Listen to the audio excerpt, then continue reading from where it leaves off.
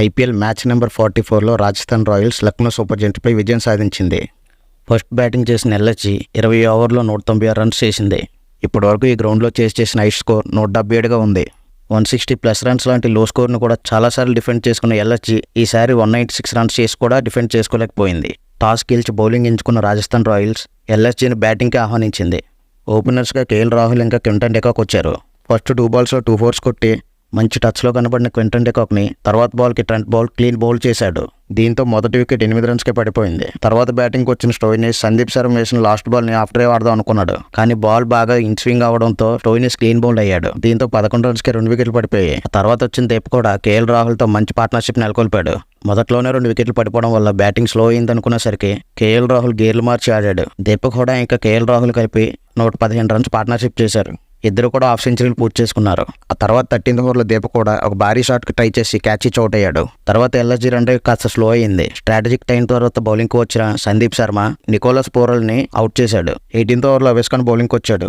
Score speed పెంచే ప్రయత్నంలో KL Rahul catch ఇచ్చి అవుట్ అయ్యాడు. కేఎల్ రాహుల్ 48 బాల్స్లో 76 పరుగులు చేశాడు. స్టార్టింగ్లో కొంచెం రన్స్ ఇచ్చినా సరే డెత్ ఓవర్స్లో బౌలింగ్ బాగా చేయడంతో ఎల్ఎస్జీ స్కోర్ని 200 లోపు కట్టడి చేశారు. టోటల్గా ఎల్ఎస్జీ 20 ఓవర్స్లో 5 వికెట్లు కోల్పోయి 196 రన్స్ చేసింది.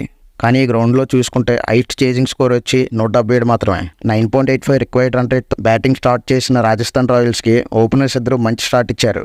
ఈ సీజన్లో 2 సెంచరీలు చేసి మంచి ఫామ్లో ఉన్న జోస్ బట్లర్ ఈ మ్యాచ్లో జైస్వాల్తో కలిసి మంచి పార్ట్నర్షిప్ నెలకొల్పాడు. ఇద్దరు కూడా రిక్వైర్డ్ రన్ రేట్ను మెయింటైన్ చేశారు. 18 బాల్స్లో 32 రన్స్ చేసిన జోస్ బట్లర్ చేసిన 6వ ఓవర్లో క్లీన్ బౌల్డ్ అయ్యాడు. దీంతో పవర్ ప్లే అయ్యేసరికి రాజస్థాన్ రాయల్స్ స్కోర్ 1 వికెట్ కోల్పోయి 60 పరుగులు చేసింది. అంటే ఓవర్కి 10 రన్స్ చొప్పున కొట్టింది. అయితే పవర్ ప్లే తర్వాత స్టాయినిస్ వేసిన ఫస్ట్ బాల్కి జైస్వాల్ 6 కోసం ట్రై చేసి క్యాచ్ ఇచ్చి అవుట్ అయ్యాడు.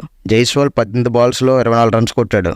తర్వాత బ్యాటింగ్కి వచ్చిన సంజు శాంసన్, రియాన్ పరాగ్ సింగిల్స్ తీస్తూ స్ట్రైక్ రొటేట్ చేశారు. అయితే ఇంపాక్ట్ ప్లేయర్గా వచ్చిన రియాన్ పరాగ్ రన్ రేట్ని పెంచే ప్రయత్నంలో అమిత్ మిశ్రా బౌలింగ్లో ఒక 6 కొట్టి తర్వాత బాల్కి క్యాచ్ ఇచ్చి అవుట్ అయ్యాడు. ఈ సీజన్లో ఏమాత్రం ఫామ్లో లేని ధ్రువ్ జురేల్ సంజు శాంసన్తో కలిపి ఇంపార్టెంట్ పార్ట్నర్షిప్ నెలకొల్పాడు. తన హాఫ్ సెంచరీ కూడా పూర్తి చేసుకున్నాడు. అయితే రిస్ట్ స్పిన్నర్ బిష్నోయ్ 16వ ఓవర్లో బౌలింగ్కి వచ్చాడు. ఆ టైంలో 30 బాల్స్కి 53 రన్స్ కావాలి. అప్పటికీ స్టోయినిస్ 1 ఓవర్ వేసి 3 రన్స్ ఇచ్చి ఎఫెక్టివ్గా బౌలింగ్లో కనిపించాడు. 16వ ఓవర్ స్టోయినిస్కి ఇచ్చుంటే మ్యాచ్ రిజల్ట్ వేరేగా ఉండేది. ఆ ఓవర్లో చాహల్ 16 రన్స్ ఇవ్వడం వల్ల మ్యాచ్ లూజ్ అయిపోయింది. ఎల్ఎస్జీ బౌలర్లో కృణాల్ పాండ్యా, స్టోయినిస్ తప్ప మిగతా అందరూ 10 కన్నా ఎక్కువ ఎకానమీతో రన్స్ ఇచ్చారు. ముఖ్యంగా మయాంక్ యాదవ్ లాంటి బౌలర్ లేని లోటు ఈ మ్యాచ్లో చాలా క్లియర్గా కనిపించింది. మయాంక్ యాదవ్ ఇంజరీ వల్ల మ్యాచ్కి దూరం కావడంతో ఎల్ఎస్జీ బౌలింగ్ యూనిట్ వీక్గా కనిపిస్తుంది. 196 రన్స్ లాంటి డీసెంట్ స్కోర్ని కూడా డిఫెండ్ చేసుకోలేకపోతుంది. చాహల్ వేసిన 16వ ఓవర్లో మొత్తం 16 రన్స్ వచ్చాయి. దీంతో అప్పటి వరకు కాస్త టఫ్గా కనిపించిన మ్యాచ్ రాజస్థాన్ రాయల్స్ వైపు మొమెంటం షిఫ్ట్ అయింది. అప్పటికే సంజు శాంసన్ కూడా తన హాఫ్ సెంచరీ పూర్తి చేసుకున్నాడు. 6తో విన్నింగ్ షాట్ కొట్టి మ్యాచ్ని ఫినిష్ చేశాడు. మ్యాచ్ ముగిసేసరికి సంజు శాంసన్ 33 బాల్లో 71, ధ్రువ్ జురేల్ 34 బాల్లో 52 రన్స్ చేసి నాట్అవుట్గా ఉన్నారు. ఈ మ్యాచ్ తర్వాత మొత్తం 8 విన్స్తో ఆర్ఆర్ ఫస్ట్ ప్లేస్లో ఉండగా ఎల్ఎస్జీ 5 విన్స్తో 4th ప్లేస్లో కొనసాగుతుంది.